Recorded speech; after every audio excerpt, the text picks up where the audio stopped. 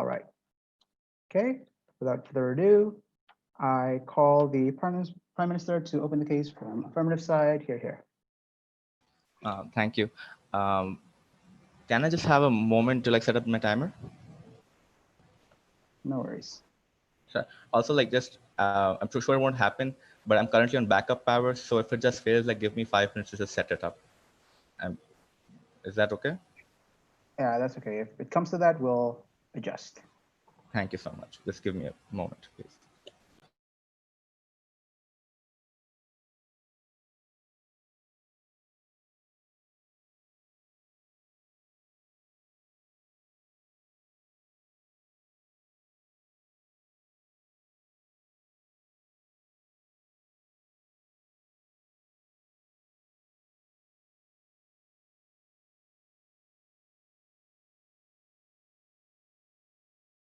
Okay, I'm ready.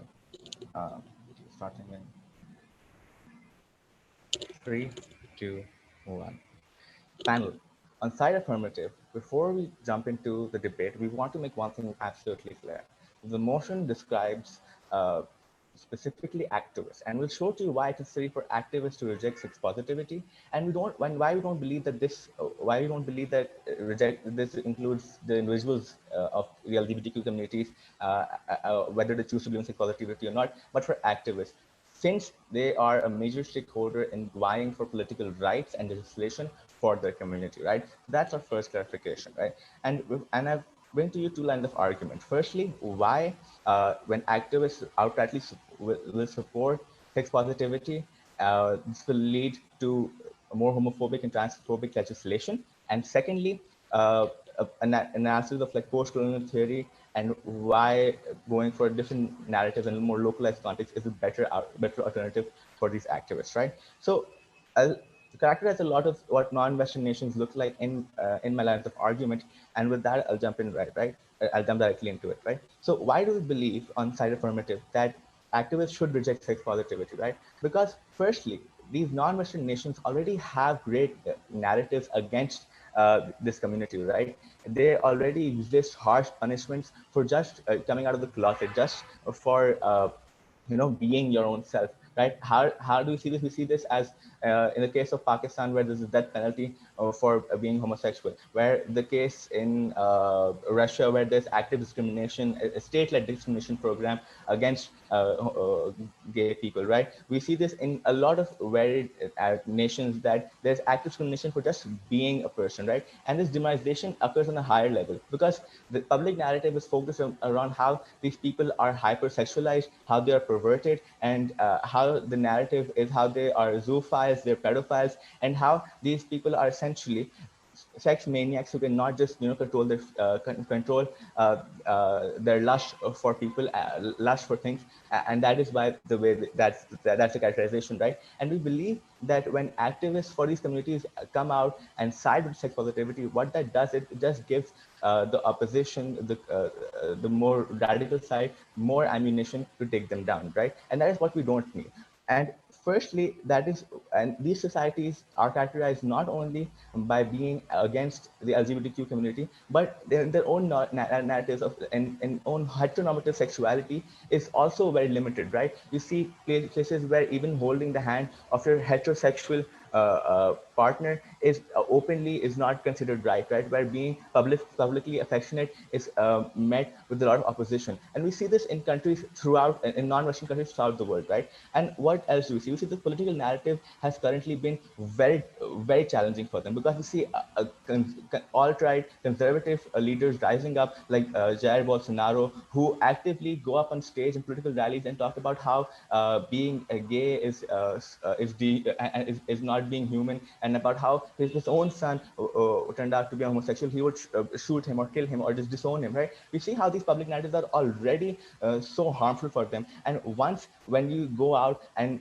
claim sex positivity, when you go out and say these notions, you're already giving the other side more power to take you down. You're already allowing them to oppress you more, right? on the comparative, and if nothing, panel, we like to see what the opposition has to offer on the comparative, right? Because not only do they have to tell to us how activists coming out, right, and claiming sex positivity, which is not the current status quo, right? Currently, a lot of LGBTQ activists do not openly support these narratives, right? So they have to argue why coming out of that and supporting this narrative will be beneficial to them, but also they have to prove how they will not be actively shunned down, how they would not actively be torn down on legislation and taken down further, right? We also have to prove to us how this will not lead to more transphobic and homophobic legislation which will come about, right? We which currently exists in status quo, and seeing how there are more populist and more radical people rising in non-Western nations, and how they push for certain conservative, very ultra conservative values.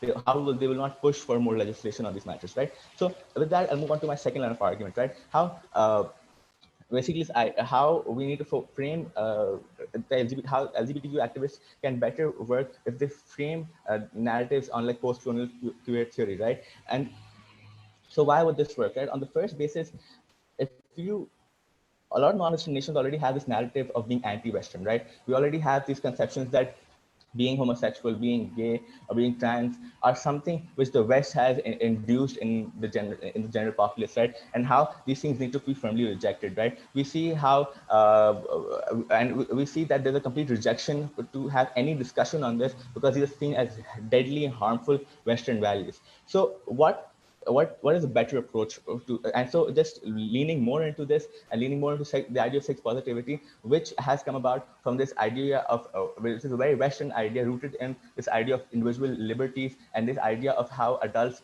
consenting to sex needs to be sanctified by the Constitution and by the state, and that is the reason why and that is the reason why it is rooted in a very Western concept, right? But when the LGBTQ activists can go against such narratives, right? When they go against and say that no, we can focus on a more local context, we can focus on the local history of the community, we can focus on people, how homosexuality and how gender inclusivity has existed way before colonialism came, right? I mean, so we see the perfect context for this can be the trans right bill passed in Pakistan a few years back, right? And we see because for the Khwaja community, the trans community in Pakistan focused on how before colonialism, the community was actually enshrined, how they were advisors in political courts of kings, and how they were well respected, and how people used to come to them to ask for prayers and worship, and how they grounded themselves in a local context which was more acceptable, which was much more empathizable, capable of empathy for the local context. They managed to pass that bill in the Senate. They managed to pass that bill in legislation, and Pakistan became one of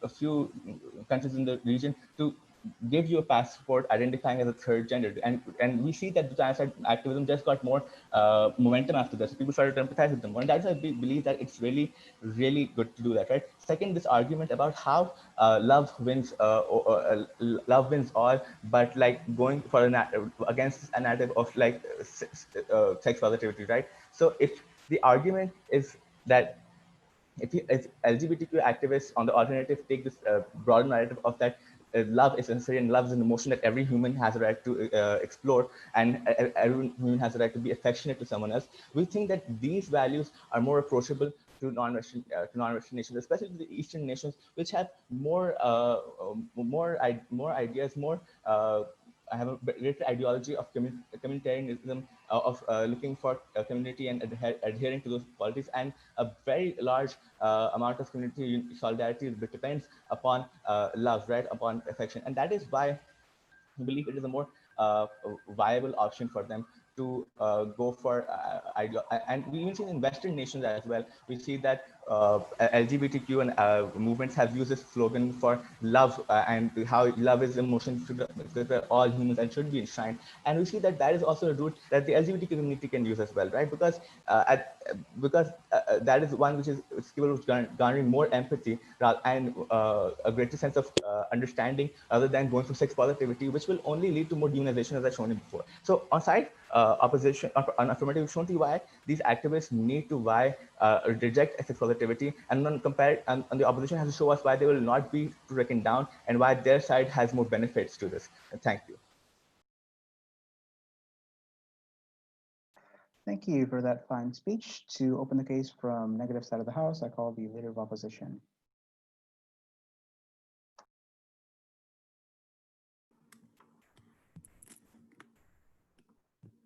Can you guys hear me? Yes, we can hear you.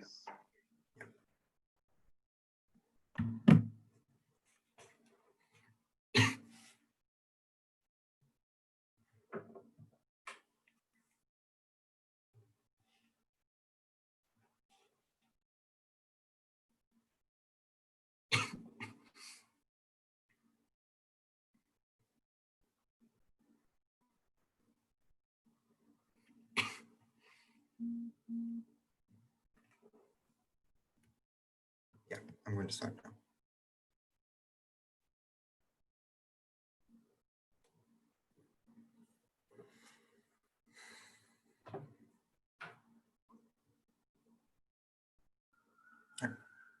Just give me 1 second. I need to connection of my laptop.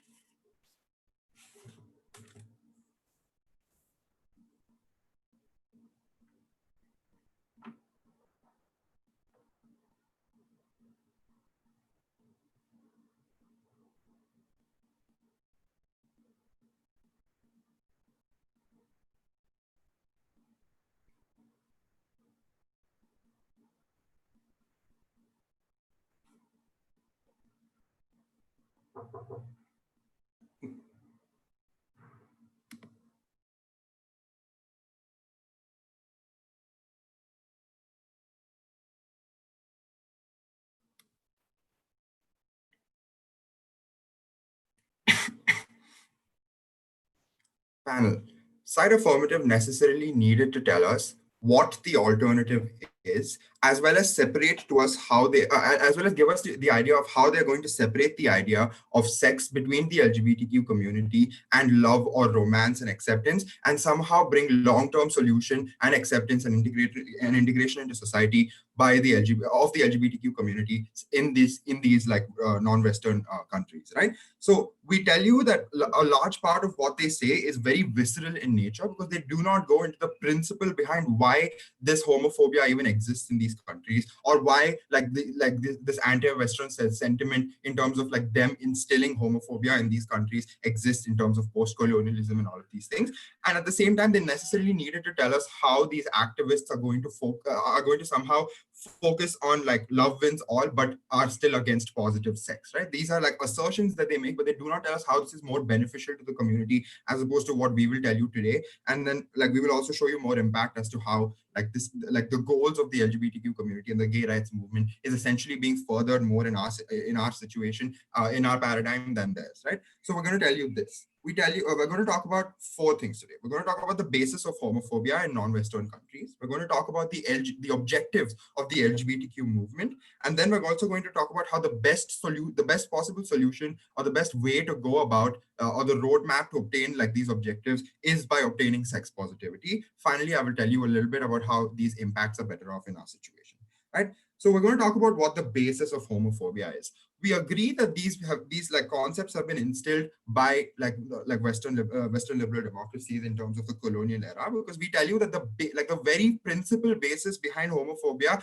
is the concept or the idea of natural sex, right? We tell you that natural sex is basically like these communities are very like set into the idea that the only reason people should be having sex is if you are going to procreate, or if you want to make babies, and like this is not at all for the concept of pleasure. So we tell you that like these are mostly like instilled by like conservative and religious societies of these like communities, and at the same time, like due to the fact that like most like non-Western democracies were at one point like colonialized by like countries such as Britain, we we find that like a large amount of legislation was brought into these countries by by these by the West, and these like Western Victorian values of natural sex were more hardlined into these communities, and this Christian dogma is largely what has created the current version of of homophobia that we see in countries such as Pakistan and India, right? Why we tell you that like this is converse to what originally existed in this society is because we find that these cultures have historically been very accepting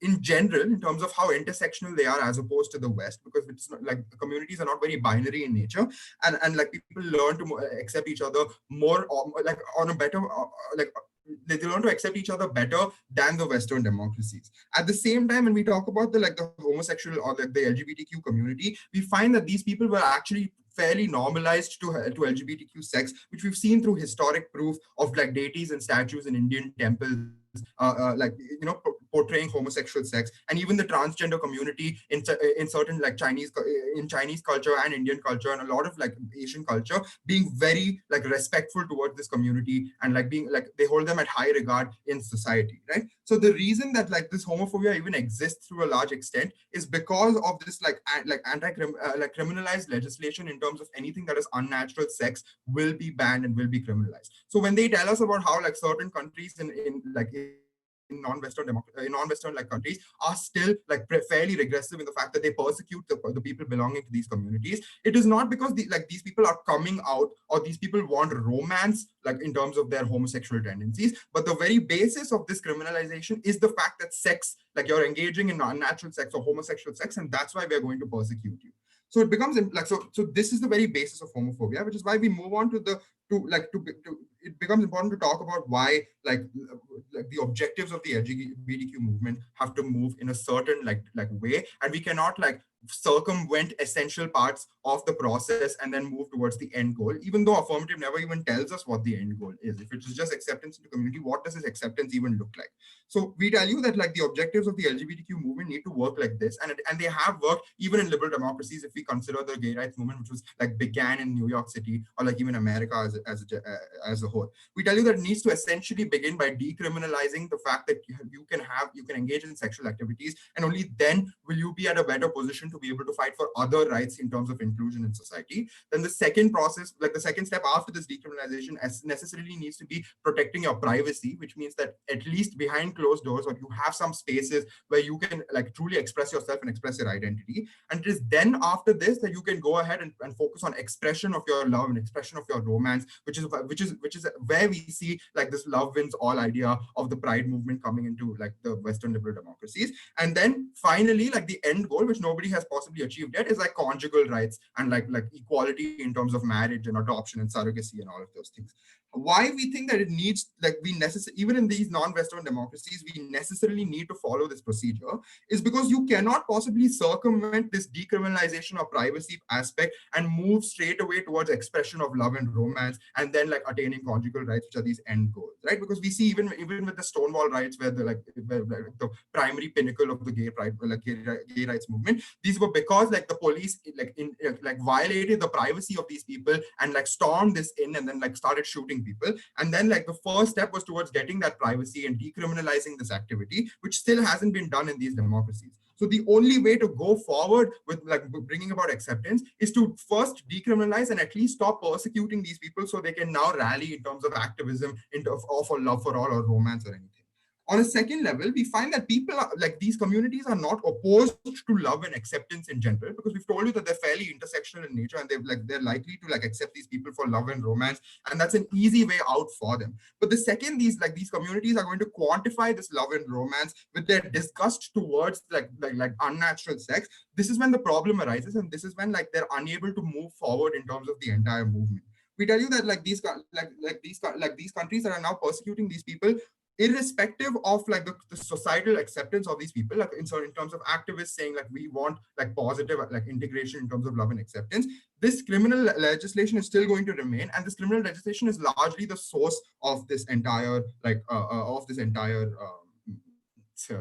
homophobia and stuff, right? So we tell you why the best possible solution to achieve this is sex positivity, because the mechanics need to work on two ways. One, they need to garner societal support, and two, they need to garner political support. It is only through garnering societal support in the more liberal sides of this, like of these of societies, are legislations actually achieved, because you need the power of majority on like rallying and like activism, etc. And then when like legislation comes about, legislation in turn acts as a mechanism to like move the more conservative societies in terms of more acceptance. So the first step would be to accept the fact that these like people can be sex positive, and the communities need to start moving towards more sex.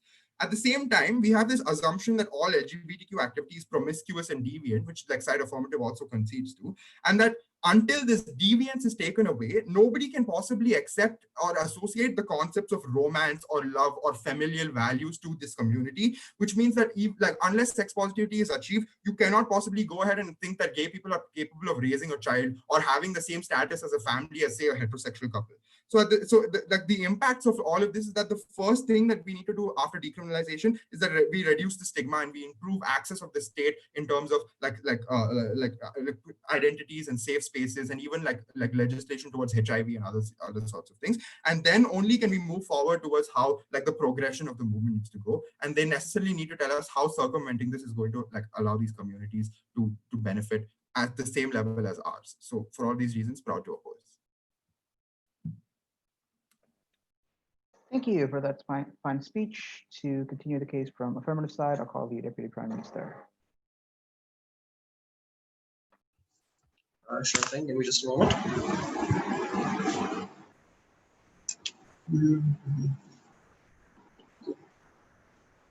Setting up the timer thing. I'm sorry, this is taking a while.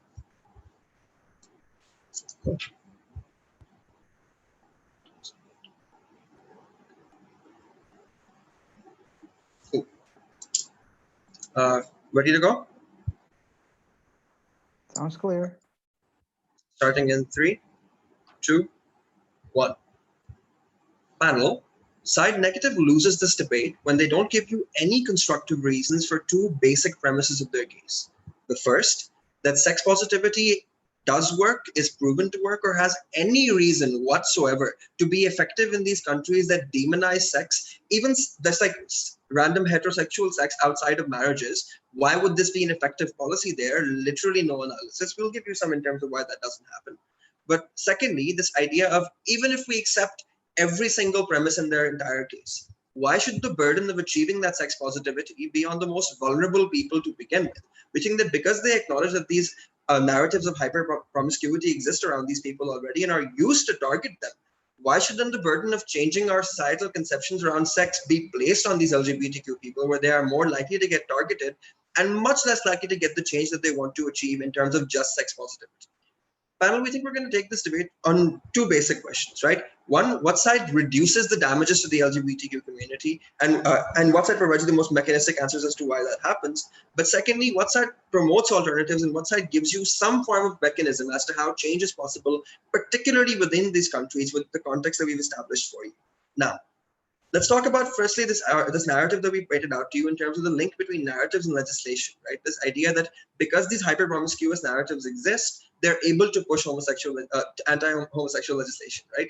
So what this looks like essentially is that when Jair Bolsonaro comes out on television and talks about how he wants to kill gay people because they're inherently perverted, or when politicians come out and say that because trans people are inherently perverted or trying to prey on our kids, we're not going to let them use the bathroom that aligns with their gender preferences, we think that there's already this inherent criminalization of sex in particular, and as a result of that, a gigantic demonization of LGBTQ people, particularly as being these hypersexual individuals. Now, because sex is seen as a bad thing, and something that has been seen as a bad thing historically throughout these societies, we don't think that irrespective of however intersectional they want to paint it out to be, even in pre-colonial times, this wasn't a particularly overly sexual society, and doesn't apply towards literally the entirety of the non-West. It's not just India. But lastly, this idea in terms of how this specifically changes it, right? We think that actively rejecting that narrative pushes you towards humanizing the community in the sense that you take away the ammunition that you have in status quo, where you say that look at how different these people are from us. These people are clearly just over-sexualized. They're not going to be able to fit in. They're horrible and they're dangerous. You take away that ammunition and you take away the rationalization that a lot of people use to be able to vote for these homophobic politicians that push this legislation to begin with. We think even if there's even the introduction of Victorian British morals is not enough to just consistently get it passed through. So secondly, on this idea of like Christian dogma and how this is the only reason that this exists. We think panel on a very basic level, yes, we have elements of Victorian British mortality, my bad, Victorian British morality in terms of how we view LGBTQ. But it's not just that, right? It's been mixed in, particularly with local cultures and contexts, where we don't think that, for instance, the mullahs in Pakistan who are homophobic are necessarily going to be quoting Sir Winston Churchill on this matter. I think that it ties into culture and your local estimations of what your own ideology are, and to specifically decolonize them, you have to distance them from the narratives that have been placed onto them in society, while maintaining the narratives that existed for them in the past. We don't think that they were seen as these hypersexual beings. We think that love and action were seen as this generally normal thing, and because there wasn't a clear conflation of identity, this wasn't really too much of a concern in the past. We think that the introduction of that identity has allowed for this to be taken away, and as a result of this, you're not able to achieve the same sort of benefits that you had in the past. You have to have a different approach that accounts for both the past and also the present status quo, where literally even like holding your partner's hand in public is like frowned upon. I once got arrested for it. Fun story. But lastly, this idea of like, is the Western model going to work? Right? We think fundamentally, because there's such a huge difference in terms of how we perceive sex overall, where not only is there no history whatsoever of sex positivity in these countries, or even like a generally good attitude towards sex outside of marriage, we think that there's no reason given to you in terms of why this is likely to happen in these countries. We told you examples in terms of how particularly countries like this have been able to get legislation passed, and it's not been through implementing the standard Western model. We don't think that when India decriminalized homosexuality, it was because they've achieved sex positivity. That's just flat out not true. When Pakistan was able to achieve benefits for trans people, it wasn't because they had ended sex positivity. God knows that's not true. We think that fundamentally, taking alternative methods, rooting this in anti-colonial resistance without taking away from the general fabric in terms of how these societies function doesn't really work. Now, understand specifically, right? This argument in terms of how sex positivity is going to go away because LGBTQ people are now backing it. We think that there is literally no mechanistic analysis in terms of why this is likely to happen, but we'll give you some in terms of why it's not. We think that when they're already being demonized for being hypersexual, when they come out in support of sex positivity, what's likelier to happen? That the people will listen to them and say that's a pretty reasonable argument that they're making, or what's likelier that they're probably going to say, look, even they're admitting they're like this. Why should we ever listen to these people? Let's persecute them even more. We think that people operate on their assumptions. If you lean into those assumptions hard, you're not going to get the benefits that you've outlined for yourself. Now, on our last substantive, and they have to take care of the stakeholder very carefully because it's the individual person who's affected by the activists within their community. Now, before they strawman this at second, let's clarify, we're fine with people experimenting on their own. We're not okay with people being coerced into doing it by larger movements existing outside. We think contextually, these nations are extremely conservative, right? So I give you reasons as to why that's the case. But furthermore, we think that they're told to abstain from sex until marriage in general. Accessibility to sex is generally low because you're not able to have extremely supportive parents who are going to be able to facilitate that for you. So it becomes a very shady activity in terms of doing it in dangerous situations or doing it in places that's not really comfortable for you to be in, right? So like renting shady motels where the police could, for instance, raid where you are, or in any cases, like generally not being able to talk about sex in a careful manner because the society stigmatizes it so much, which isn't a Western intervention, by the way. Like most Eastern societies have stigmatized sex for a very, very long time, long before colonialism. Now, as a result of this, we think that when you tie the LGBTQ movement towards sex positivity, you create significant feelings of invalidity towards people who are either A, not comfortable with exploring, or B, generally are going to be at risk exploring, but because they feel that their identity is tied towards sex positivity as a queer person in whatever Eastern country they're living in, they are likely to go out and explore specifically because they feel pressured into it because it validates their identity in the face of everything else that invalidates it. We think as a result of this, there are potentially extremely risky situations that occur from this, right? We think that this looks like kids who don't know a lot about sex or the dangers of sex or the safer ways to do it in terms of things like condoms and protection that protect you from things like STDs. We think that those people are likelier to get into those bad situations and make poorer decisions. We think this is exceptionally harmful when we consider the fact that HIV is significantly likelier within LGBTQ communities, and these kids might end up hurting themselves quite seriously. In addition to this, even if they are able to Google everything effectively and make informed decisions, we think that because of the sheer risk posed to a lot of these stakeholders within their countries of just not having safe places to experiment and explore themselves, As a result of this, they're never going to be able to safely guide this out in a sustainable manner, because there's always a threat of the police finding you or your parents finding out, and that's seriously wrecking your life.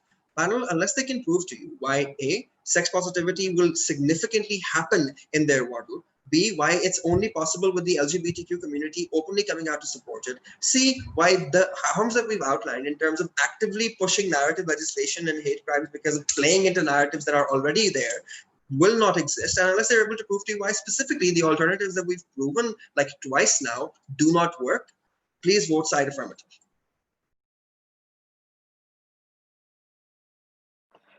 Thank you for that fine speech. To continue the case from negative side, I'll call the Deputy Leader of Opposition. Can everybody hear me? Yes, sounds clear. Okay. I'll just start in 10 seconds.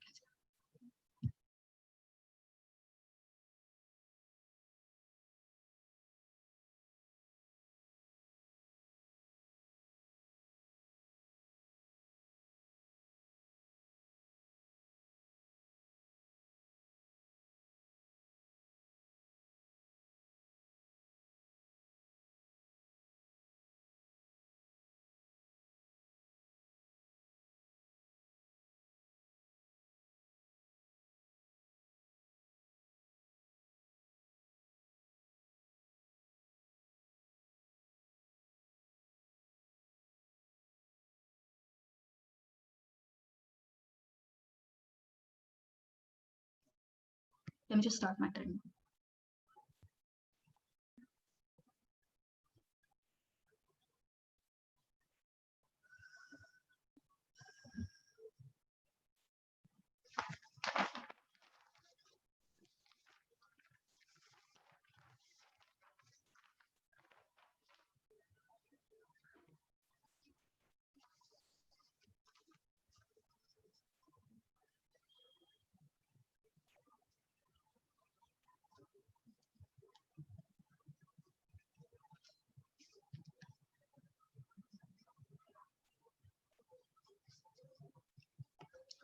I'm going to start in 3, 2, 1.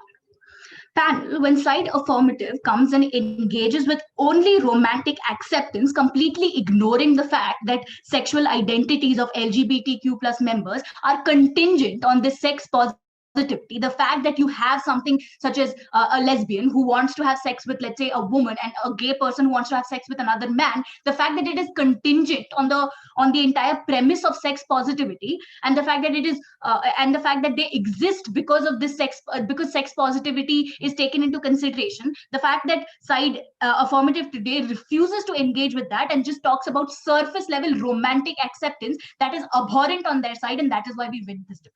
Understand that they have possibly mischaracterized sex positivity to you. When we come and tell you that sex positivity should be it should become an active objective of the LGBTQ movement, we tell you that what we mean is that we actively inform the populace that sex positivity, in that we mean that everyone should be everyone should be allowed to have the kind of sex that they want between two consensual people, and that such a thing should not be seen as unnatural, should not be demonized, and that this kind of acceptance from the society is what we're asking for, right? They come and tell you that there is active discrimination in the public narrative because they're seen, LGBTQ plus members are seen as pedophiles, they're seen as hypersexual. Understand that given that we've told you that sexual identities are contingent on this positivity, the idea of lesbian sex and being a gay person is based on this freedom to have sex, freedom and acceptance to have sex.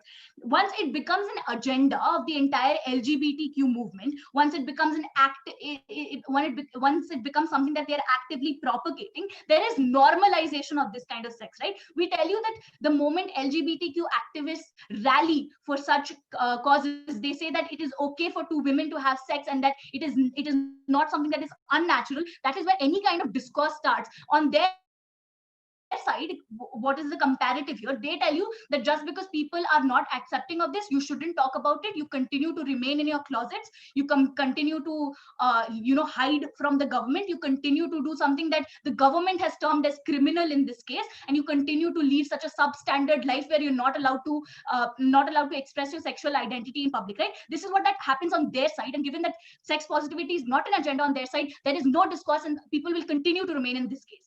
Government today, what we say that when we tell you that sex positivity exists and it causes normalization, and it is extremely abhorrent of them to say that just because there might be backlash, you shouldn't engage in it at all. Even if we take them at their best case, now what happens even in their best case? They tell you that, oh, we'll say that it is post-colonial ideology and that we will rally for romantic acceptance. Now understand, this entire narrative that they claim that romantic acceptance is better does not engage with the fact that couples have sex, that a part of a romantic relationship is also to have sex. When you say that, oh, we'll make it okay for two women to hold hands in public, but we won't engage with whether they want to have sex in the bedroom, whether this sex in the bedroom is even criminal or if it is non-criminalized, that is when we have a problem. And that is why in our side of the government, in our side of the house, when we tell you that we actively engage with this kind of with the entire sexual aspect of this relationship, there is more scope for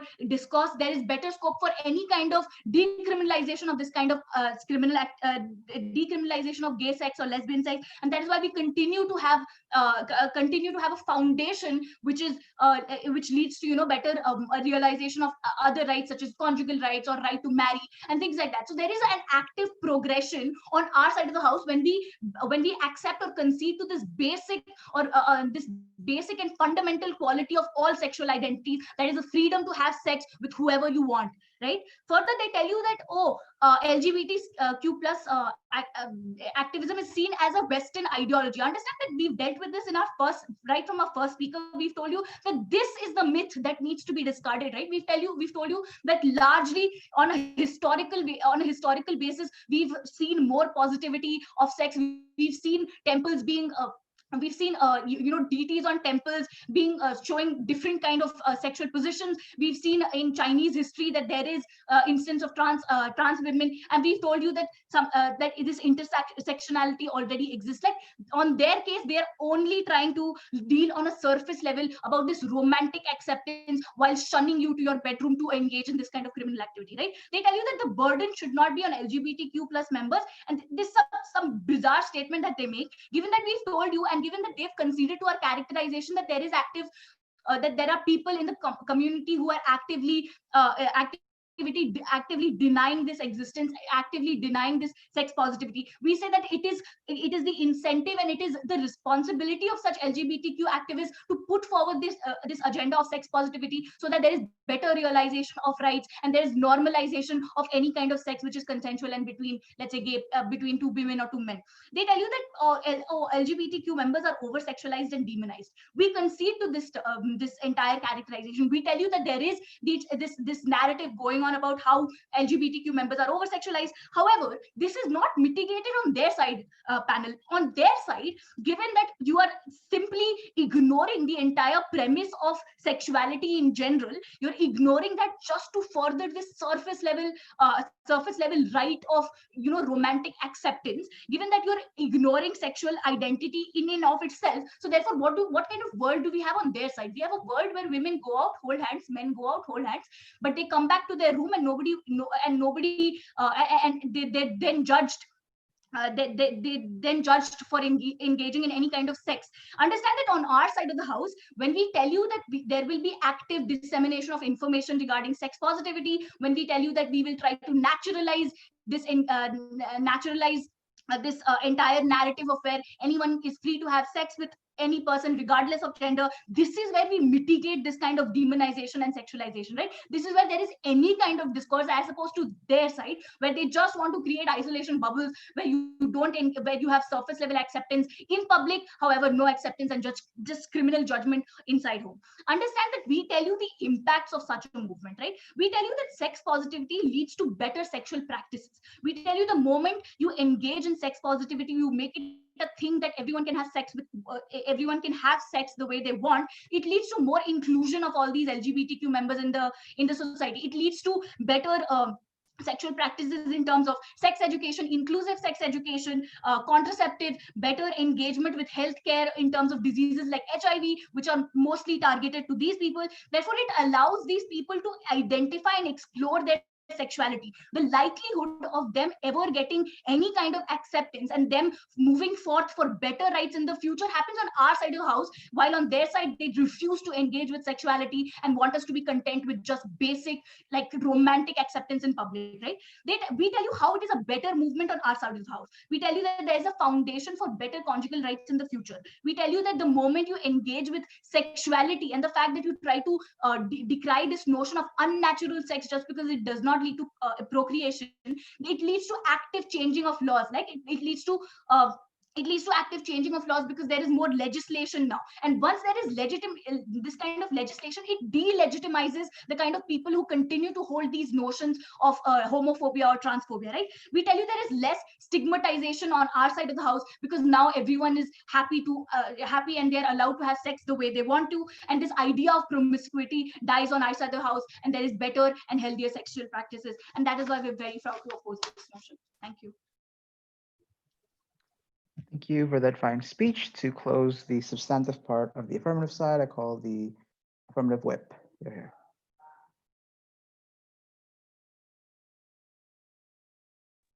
Hello, I'm audible. Yes, you are. Okay, do let me know if my voice cuts out, then I'll just switch Wi-Fi's. Hopefully it won't happen. Okay.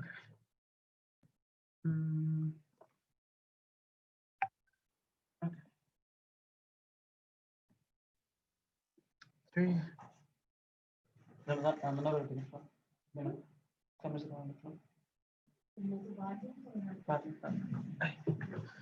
Okay.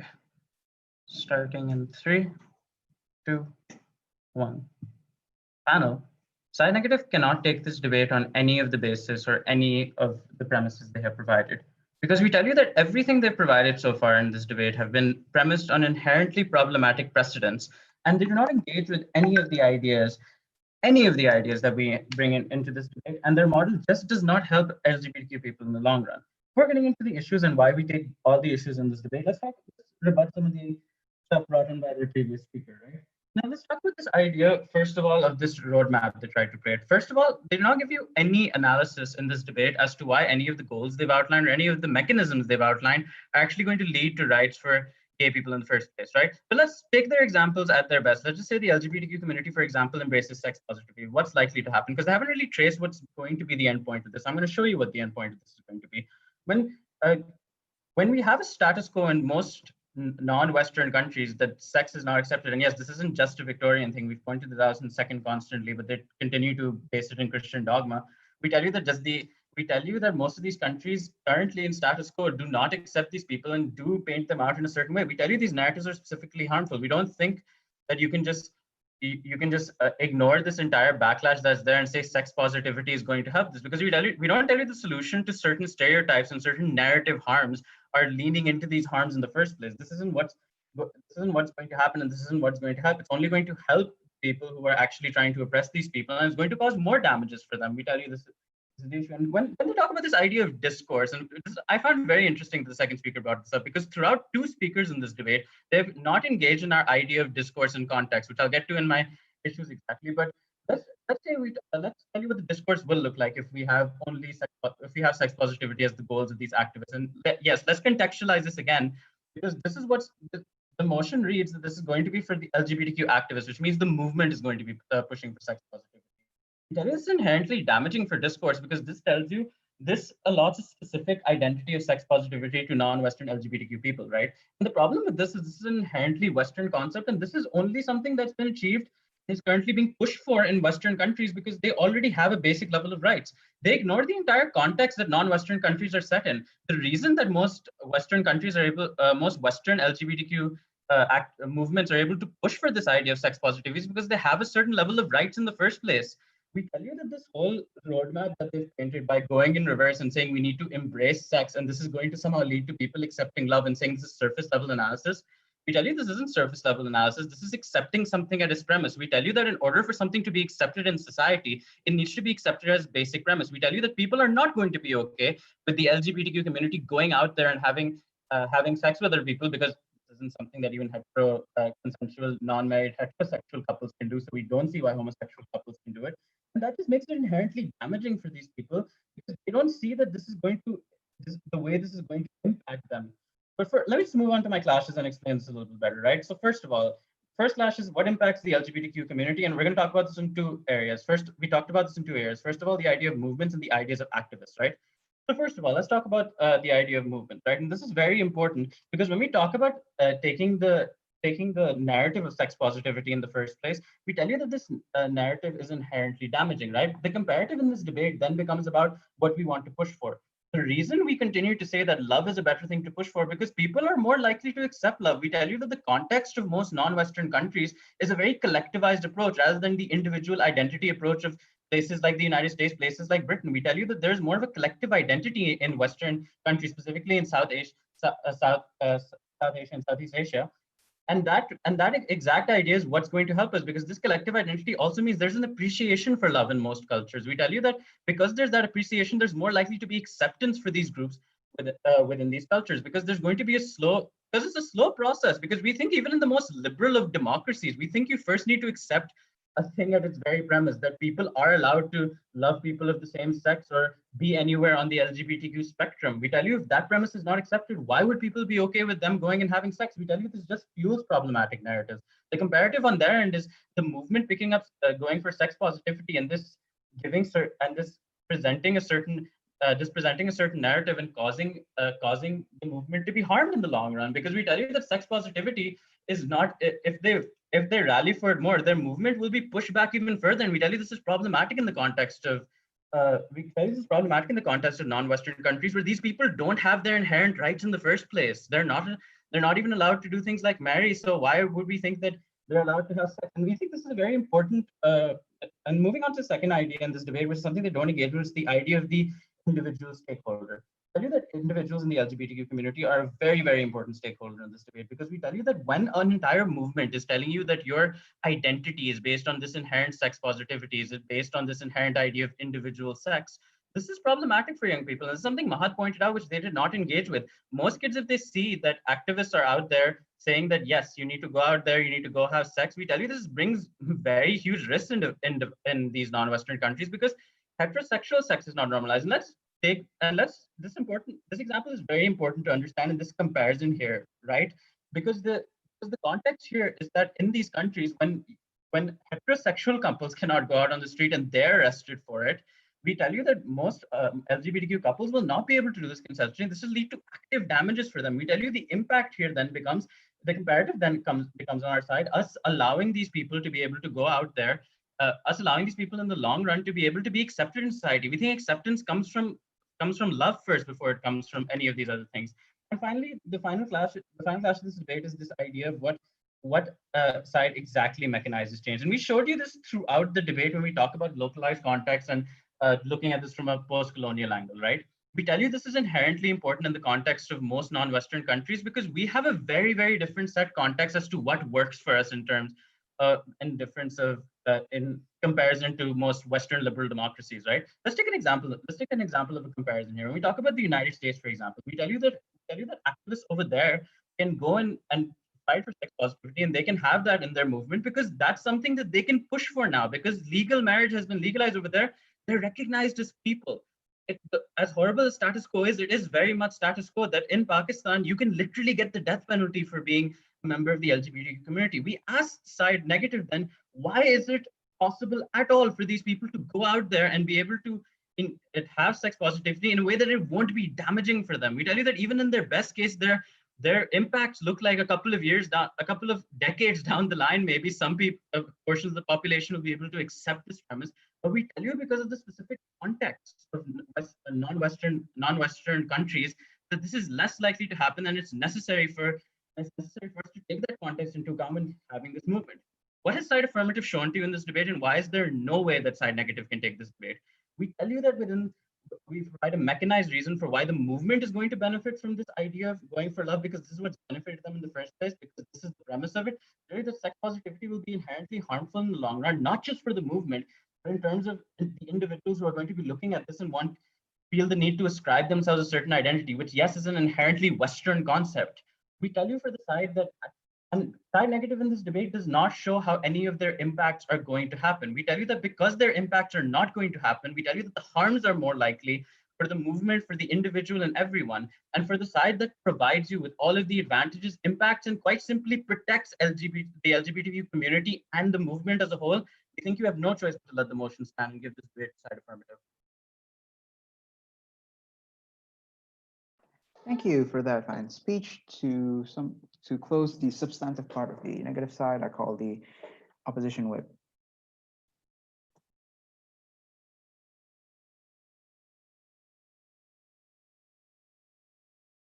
Panel, can you hear me? Yes, sounds clear.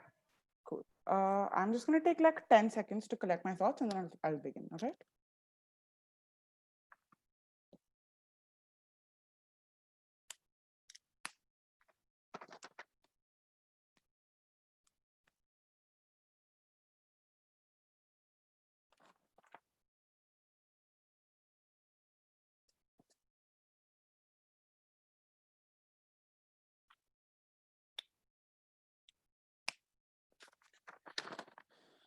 Okay, I'm just going to start my timer.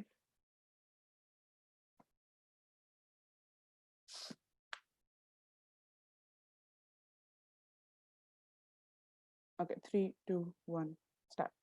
Panel, we think side affirmative has no chance at this debate because they refuse to accept what sex positivity even looks like. We come and tell you during our PMs, during our first speech and our second speech, that sex positivity is a narrative that pushes for healthier consensual sex, which is to say that there's going to be more conversation about safe sex, more conversation about like protected sex, more conversation that will lead to more legislation, right? We think that sex positivity as a movement is extremely like positive and cares about the youth, cares about their like vulnerable nature. And we think that the only way for the LGBTQ movement to ever succeed in non-Western countries is by pushing for the narrative of sex positivity.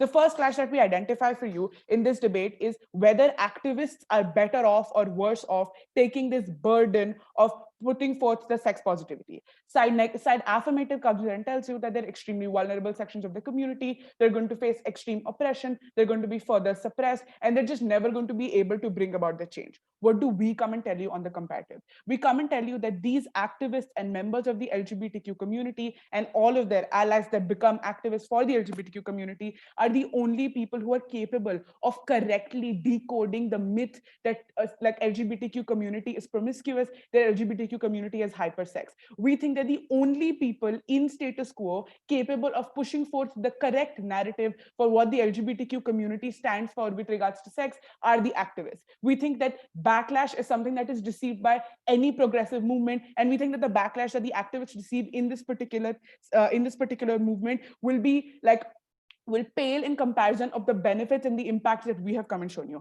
So we think that the burden on activists is not a burden, it is their responsibility, and they're the only people truly able to put forth this argument. So we take that clash, right? We come and tell you very clearly how this is not a burden on them, and they're more than capable of doing it. The next thing we identify for you is like next clash that has come up in the debate is whether the idea of sex positivity or the LGBTQ community as a whole is too Western an identity or a value that's pushed by colonialism, or it is inherently like culturally accepted. They also come in like affirmative sort of like contradicts themselves and says that no, it's an extremely Western identity, but also like locally people won't be okay with it. Let me break it down for you. We think that we have come and characterized this particularly like on a factual basis, right? We come and tell you that non-Western countries were extremely accepting of the LGBTQ community. They were accepting of trans persons, of gay people, of lesbian people. We've shown you like examples of deities, of like the entire like Kama Sutra, which talks about the third gender. We think that the narrative around sex and the third gender or the LGBTQ community was overwhelmingly positive in non-Western cultures till colonialism happened. We think that colonialism and the Victorian like conservative ideas are what resulted in the criminalization of a lot of a lot of the LGBTQ rights that we see in currently in non-Western countries, right? We think that the best idea, since the LGBTQ community had a positive influence on these culture like from the get-go, we think that the narrative of like now like non-Western countries pushing for sex positivity means that they're reclaiming what was already theirs. We think that these Western cultures of like homophobia need to go away, and the best way to do that is by sex positivity, is by debunking the myth that that LGBTQ people are hypersexual beings or perverted. And we think that only then can we push for the narrative, right? Because this is what AF comes and tells you. AF comes and tells you that, yeah, like they say this in their second speech. They say things like, you know what, like holding hands between like two people of the same gender is problematic. Like like heterosexual sex is not accepted, so why will this be accepted? We come and draw the link to you, right? We come and tell you that sex positivity and acknowledging that homosexual sex is natural sex, is sex that is as basic as heterosexual sex, that recognition can only happen through this sex positive culture, right? We come and draw you the link between what this roadmap looks like. We tell you that like decriminalizing sex and accepting that as natural is the first basis of achieving conjugal rights. If that's the end, like we agree that the end goal of the LGBTQ movement is conjugal rights. That is to say that accepted as family, accept like marriage rights. We think that the basis of all of that happens only when their sex or them having sex. And we come and tell you that the LGBTQ community and their sexual identity are contingent on their sex being accepted. We think that that becomes extremely crucial. We don't think that affirmative gets like should be okay, like should be allowed to get away with saying that, you know what, the United States of America can advocate for sex positivity because now they have marriage rights. We think that's a false narrative, right? We come and explain to you that the Stonewall riots were about sex positivity and about privacy. After they succeeded on achieving sex positivity, were they able to get conjugal rights of marriage and marriage, right? So we think we take this clash over like this being a Western idea that needs to be reclaimed by these non-Western countries, and they need to go back to who they originally were, which was supporting them. And we think that sex positivity is the best way to do it. So we take that clash. Next big clash that we see is love and affection being the better alternative versus a sex positive, because they come and tell you this, right? They come and tell you that, you know what, like love is more, they literally say this, love is more likely to be accepted. Appreciation of love exists in status quo. Even though it's a slow process, we're still okay with that. We come and tell you that's a load of bullshit. They come and talk about love being the collective identity. We think love is sure a collective identity, and love does not go away in status quo, or the acceptance of love does not go away in our model either. But we think that the more inherent collective identity for any human being is the idea that everybody has sex. Whether you are heterosexual or homosexual, the idea of sex is more natural and more inherent, and that is the collective identity. So if it's the collective identity that the LGBTQ community needs to advocate on, we think that advocating for sex positivity is much better than love and love and love and acceptance, right? We think that, okay, let's take them at their best case. What does like love and acceptance and like using that as an alternative even look like? It looks like a vicious cycle, because think about it, right? If like their idea is that if people talk about romantic love and acceptance, you're going to somehow think that sex of the LGBTQ community is okay and you're going to give them conjugal rights. They don't give you any logical explanation for this. But what we tell you is that people can somehow change the narrative. Like if people can change the narrative that, you know, love is something that LGBTQ communities have, right? We think that people are able to reverse this, and like if even in their best case, we think that love and acceptance does not lead to the rights that we want to lead it to, and we think that legislative change will only happen when there is like sex positivity is perpetrated, right? Next thing they come and talk to you about is LGBTQ youth and the risks they're faced with by virtue of this motion. Panel understand. Their explanation is this: if the LGBTQ movement or activists of it advocate for sex positivity, they're somehow going to mean that every LGBTQ youth is not going to be pressured into having sex. We think that sex positivity does the like exact opposite, right? We come and like explain to you categorically that sex positivity means better, safer sex conversations, right? Which means that discourse around sex is better. That means LGBTQ youth are now more like informed about consensual sex, about safe sex, about AIDS and HIV being now a legislative being, right? That brings me to my next point and why we take this debate completely. They at no point engage on how love and acceptance of the LGBTQ community will result in legislative change. What do we come and tell you on the comparative? We come and tell you that that criminalization of the LGBTQ sex is the problem, and that's the root of the entire issue, right? We think that the only way that we will get any legislative change is by accepting that sex positivity is a thing.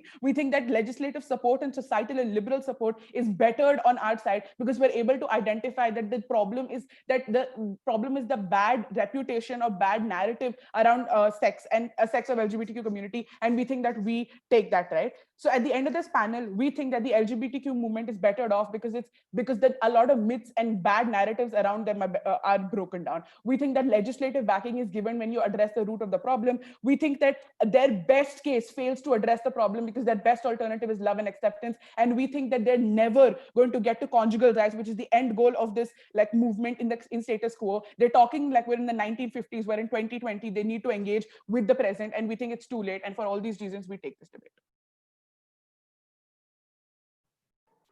Thank you for that fine speech. To summarize the case from negative side, I call the negative reply speaker.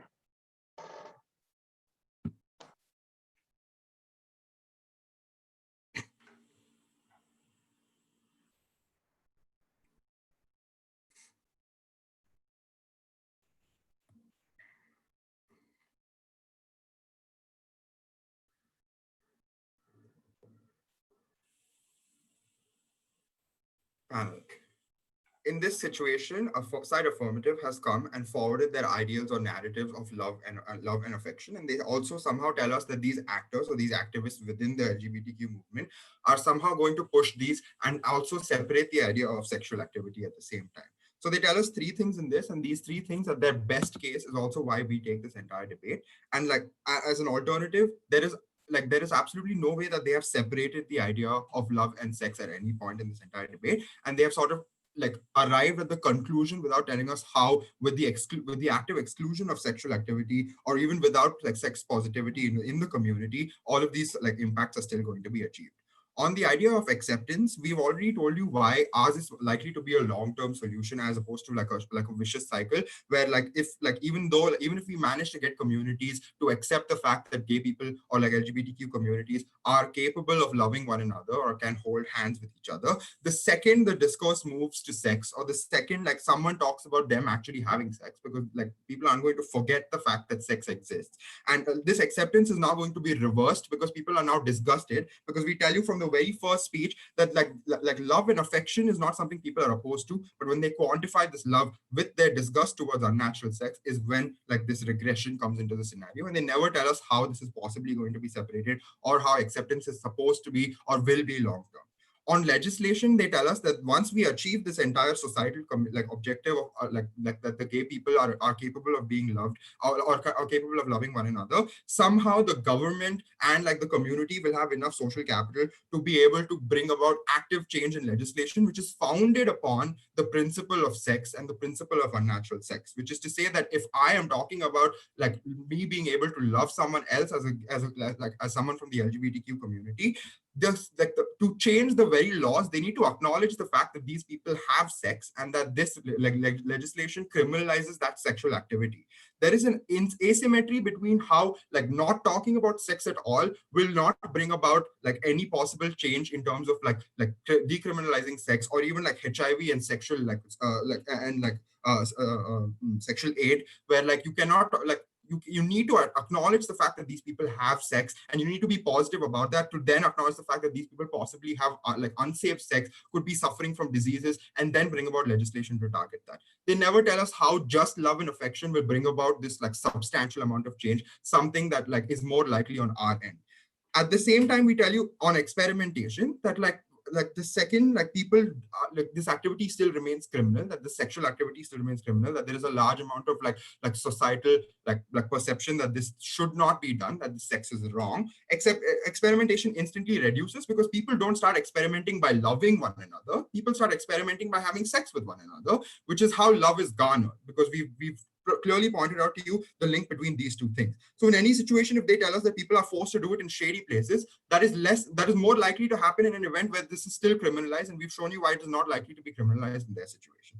So at the same time, we think that they've argued extremities when they tell us that this movement will never be able to take away the ammunition from, say, the mullahs of like Islam in like regressive countries, because these people will always have the ammunition of sex, because these communities will never be able to achieve like complete equality and remove every section of society's discrimination against them, which is to say that these movements will first garner support from the more progressive sections of society, gain enough social capital to be able to bring about political change. And these laws or these legislative changes will then target the conservative ideals of the country, a mechanism that we established to you in the very beginning and showed you through historic proof of the Western liberal democracies and how it followed through from 1950 till now, and the process that needs to be followed to be able to grant rights in the long term.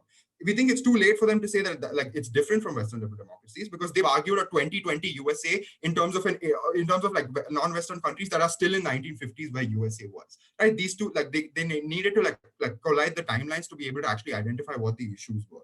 Finally, we tell you that it might be more difficult in these societies, but it is more long-term, more likely, and better off for every stakeholder in our paradigm as opposed to them. And that's why we take this debate. Proud to oppose. Thank you for that fine speech. To summarize the case on affirmative side and at the same time close this debate, I call the affirmative reply speaker.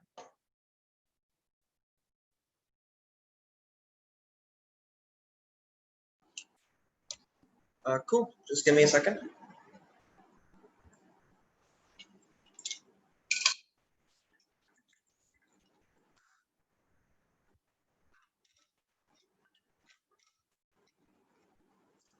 right. Starting in 3, 2, 1. Panel, we hope you took extensive notes throughout this debate, because given the complete shift that they presented to you in third and reply, we'll be pretty surprised if you're able to see the same debate that was happening before those two speakers came about. Now, understand that just clarifying the sheer amount of lies in this debate, right? They're presenting our characterization of Eastern countries as either inherently homophobic because they're from the East or homophobic because they're from the West. We think that's a complete mischaracterization. Look back to your notes of my speech and look back to your notes of Zuhair's. We talked to you about how this colonialism tied into local cultures and religions and how that created this new kind of threat that we're not really used to dealing with it as a community. So what does this debate really become about? We think it becomes about three key means of assessing this. We'll assess this on our framing, we'll assess this on their framing, and we'll assess this on the coercion element in terms of how this harms LGBTQ youth in particular. Firstly, on our frame, we had two very simple questions that we kept stressing throughout this debate. How do you reduce damages to the LGBTQ community? And how do you make things better for them? Right? I think if we prove those to you, we take this debate. But firstly, on this idea of reduction of damages, here's your comparative, right? The comparative, stressed by the way in third, is this idea that okay, in a worst case scenario, the harms of our policy are that there's going to be romantic acceptance, but you still can't like publicly talk about sex or hold hands in public in a restaurant. Cool. Sure, it's not ideal, but it's also what heterosexual couples go through here. We never got any analysis as to how that's so essentially criminal on our part as to why we cannot possibly win this debate. We don't see the point in that. In comparison, their response to our analysis in terms of how, well, given the narratives that exist surrounding LGBTQ people, which they concede to, by the way, it's probably going to lead to a lot of backlash because they're literally going to say, look at them, they're admitting all the shit that all the stuff that we say about them anyway. So it's going to lead to backlash. That backlash was legislation and like hate crimes. It is not comparable to just saying backlash is fine. It's something we have to deal with for social change. We don't think that's a reasonable burden to put on the community in particular. Now, on this idea of making things better, now understand that their literal entire analysis for this comes into third op. I would love to refute it, but you know I can't. So let's analyze this argument, right? This existed in the past. So this is literally their whole mechanism. Step 1, conversation happens. Step 2, the myth is somehow debunked. Step 3, profit. We don't think that's compelling analysis, particularly when we give you reasons for why, A, they're probably not going to get the conversation started because they're so persecuted anyway. B, we told you the analysis in terms of how it's likely to be ineffective because they're not taken seriously, and also the cultural and religious ties that are associated with this movement, restricting the conversation regarding sex, in particular when it comes to LGBTQ people who are already not taken seriously in status quo.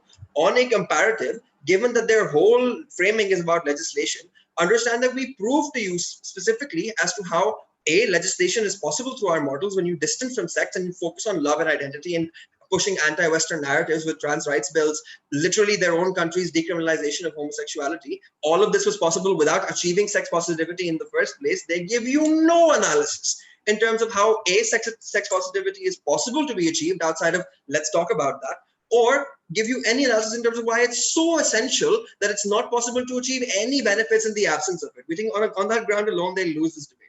But lastly, on this idea of like their own framing of this debate, right? Let's say we buy for a second that you need sex positivity. I already addressed this in my speech. I'll reiterate it very quickly. Even if you need it, why are LGBTQ people uniquely qualified to achieve this benefit outside of the fact that they'll somehow debunk the myth? And secondly, why do they have to bear the burden of changing that when most people were able to achieve it by straight people advocating for it? We never got analysis for this. Just on that, we win this debate. Lastly, very quickly on this idea of coercion, right? We think that this is a complete mischaracterization of our argument, because again, go back to your notes of my speech, right? This idea of their identity is tied into sex as a result of sex positivity because the LGBTQ movement is supporting it so heavily. As a result of this, they're pressured to conform and incur all of the risks, to which their only response was, well, people know about it if we talk about sex. We think that fundamentally, the argument of conversations versus proven track records in terms of how to achieve legislations by their metric, by our metrics, and by just general debating logic and rules, we think that there's no possible explanation as to how side affirmative does not take this debate.